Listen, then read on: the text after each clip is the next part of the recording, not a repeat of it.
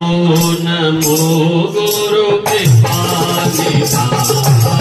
नमो नमो गुरु कृपानिधान। शरण दया करुणानिधि मंगल रूप हरण शरण शरण दया करुणानिधि मंगल रूप हरण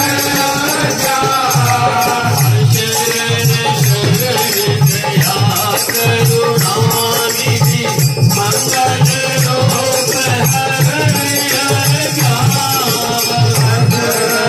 शरण दया करुणानिधि मंगल रूप हरण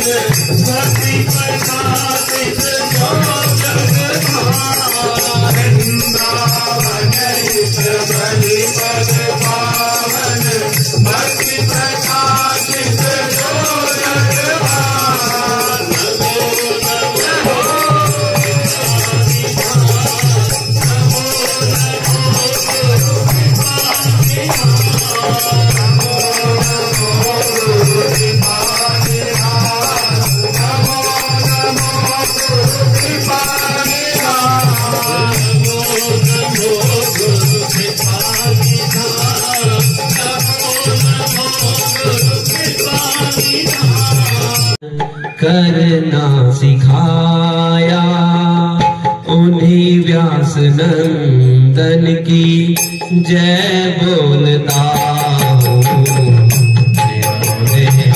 करना सिखाया उन्हीं व्यास नंदन की जय बोलता हूँ। दिलों में हमें करना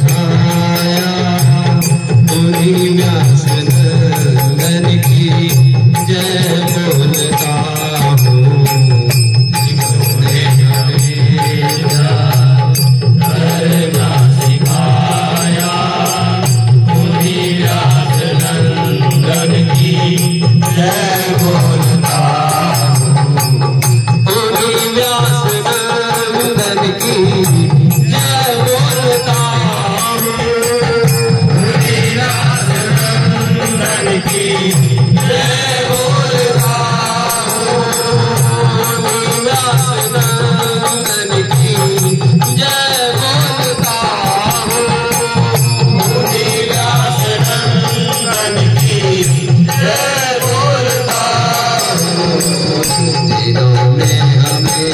करना सिखाया उन्हीं व्यास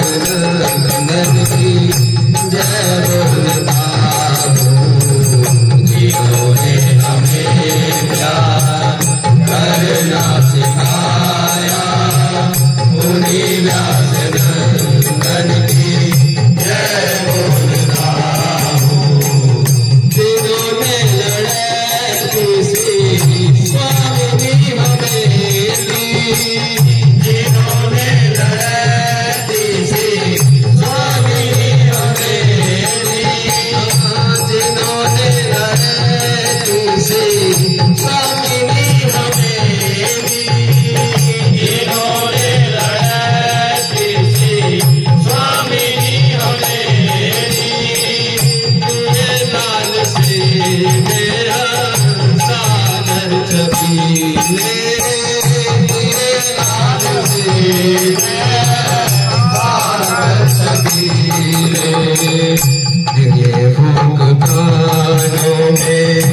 बंसी केश्वर दिए भोग प्राणों में बंसी केश्वर मेरे जिसे तक बहु के वसीले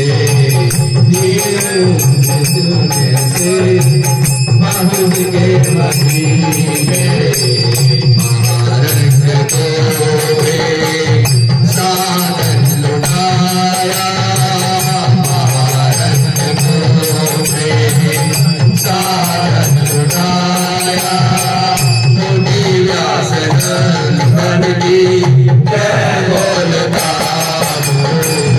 जिन्होंने हमें प्यार करना सिखाया मुनि व्यास बन की जय बोलता जिन्होंने हमें प्यार करना सिखाया मुनि व्यास बन की जय बोलता जिन्होंने हमें करना सिखाया मुनि व्यास बन की जय बोलता जिन्होंने हमें प्यार करना सिखाया मुनि व्यास बन की जय बोलता मुनि व्यास बन की जय बोलता मुनि व्यास बन की जय बोलता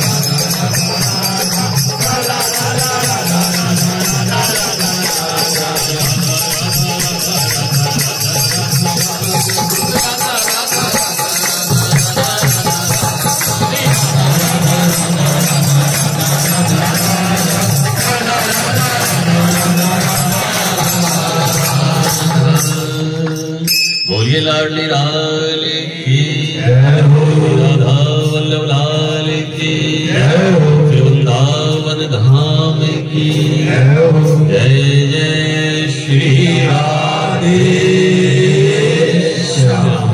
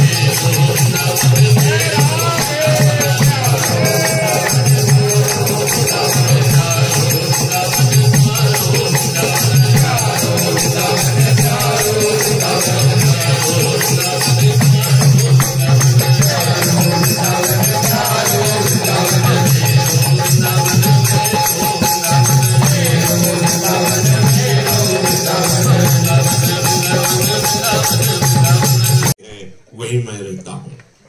मेरा परिचय, मेरी उपस्थिति, मेरा प्रभाव स्वभाव वही जान सकता है जो मेरा नाम कीर्तन करता है, मेरा लीला गुण कीर्तन करता है। इसके अलावा आप बड़ी बड़ी यज्ञ कर लें, सकाम अनुष्ठान कर लें, या भारी तपस्या कर लें, या भारत के सब तीर्थों का स्नान कर लें, उस सुख का किनका नहीं मिलेगा जिसे भगवदानंद कहते हैं। वो नाम कीर्तन, नाम सुमिरन, लीला गुण गायन इसी से प्राप्त होता है। खास बात समझ लीजिए, जितने बड़े महापुरुष हैं ये दो बातें पाई जाती हैं, हरिशरणम और चार महापुरुष सनक सनंदन सनातन सनत कुमार, एक प्रवक्ता बन गया, 3 श्रोता बन गए, चल रही भगवत लीला गुणगान की अद्भुत रसधारा, डूब रहे हैं। ये जिसकी समझ में आ जाए वो प्रेम को प्राप्त हो जाएगा। ये भगवत चर्चा सीधे प्रेम प्रदान करती है। प्रभु की लीला कथा सुनते सुनते हृदय में चाह पैदा हो जाती है कि जिनको मैं सुन रहा हूं, जिनके लिए मैं जीवन अर्पित कर रहा हूं, वो मेरी बात कब सुनेंगे, कब भर नेत्र उनको देखो। हम तो कहते हैं कि वो हमारे श्यामा जो हमारी है, हमारे माई श्यामा जी को राज, कभी वो भी सामने प्रकट होके कह दे तू मेरा है। ये लालसा अंदर प्रकट होती है, ये चाहत हृदय की, बड़े भाग्यशाली जिनकी ये चाहत बन जाती है। करोड़ों तीर्थों का अवगाहन, भारी से भारी तपस्या, बड़े बड़े यज्ञ अनुष्ठान, ये सब भगवत प्रेम का किनका भी नहीं प्रकट कर सकते, इनकी सामर्थ्य नहीं। ये सब शुभ के अंतर्गत आते हैं। तप करने वाला तपलोक जाएगा, यज्ञ करने वाला स्वर्गलोक जाएगा, तीर्थ यातन करने वाला बहुत बहुत महालोक जाएगा। ये आब्रह्म स्तंभ पर्यंतम सर्वम मायामय, ये मायामय है। भगवत साक्षात्कार कराने की योग्यता केवल भगवत नाम भगवत गुणों में है। यदि नाम जब चल रहा और लीला में आसक्ति हो गई, प्रभु की लीला का गायन कर रहे हैं, श्रवण कर रहे हैं। गोकर्ण जी ने अपने पिता को यही आदेश किया था, संतों का संग करो, लोक धर्म का त्याग करके भागवत धर्म में स्थित रहो, किसी के गुण दोष मत देखो, सदैव साधु पुरुषों की सेवा करो। और भागवत के 10वें स्कंद का पाठ करके वो भगवत प्राप्त हो गए। सुत दारा धन लक्ष्मी पापियों के घर होए, संत समागम हरि कथा तुलसी दुर्लभ। यदि भगवत प्रेमी महात्माओं का सानिध्य और भगवत चर्चा सुनने को मिल रही, तो हृदय में उमंग होनी चाहिए कि हमारा जीवन सार्थक हो गया, हमारे ऊपर हरिजू की बड़ी कृपा हुई, हमें साधु समागम मिला। करते जे श्याम सेवै, चरणन चली वृंदावन जावे। ये हाथों की सार्थकता है कि भगवान की सेवा बन जाए। कई बार प्रार्थना की है, अगर आप घर में ठाकुर जी को विराजमान कर लेते हैं, आपका क्या चला जाएगा।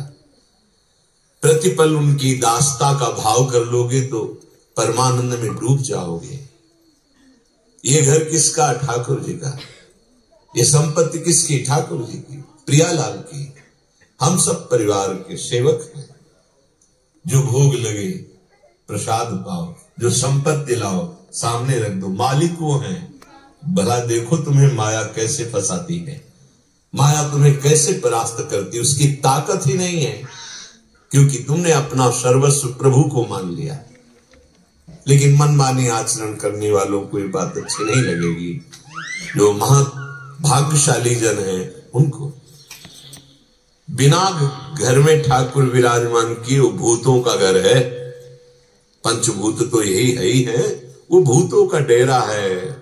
जहां ठाकुर विराजमान नहीं किए गए, नाम कीर्तन नहीं होता, भगवत चर्चा नहीं होती, साधु चरण रज नहीं पड़ी, वो घर क्या है? वो भूतों का डेरा है। घोर अशांति, कलह, वासना का तांडव, यही होता है। श्री राम श्री राम।